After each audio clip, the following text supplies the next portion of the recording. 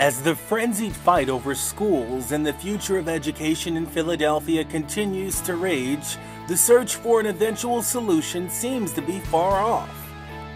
But what happens when a community decides to come together and collaborate on what happens in their children's classrooms?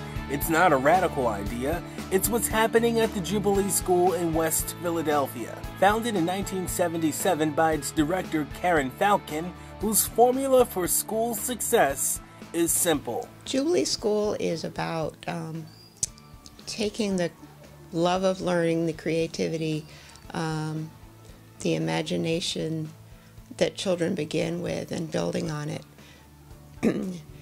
I believe that all children want to learn, and if they're not learning in a constructive way, then it's our fault as adults. We're not meeting their needs. I started out with 10 children, 4 and 5-year-olds, and after a few years I started having my own children.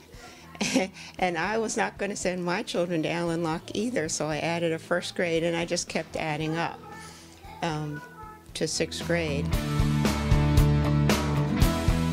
Public schools in Philadelphia aren't working, clearly. And it breaks my heart to think, that students start out wanting to learn, inquisitive, creative, hungry for knowledge, and they end up dropping out. We're failing them. I feel as if we're, as a city, as a country, we're robbing our kids of what their inheritance is. I think often we want to figure out one thing to blame it on, and often teachers get blamed or principals. I think it's bigger than that.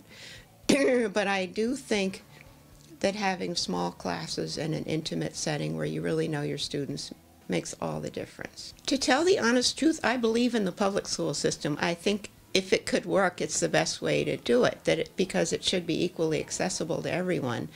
But I don't think it is working. A lot of the charter schools aren't working either.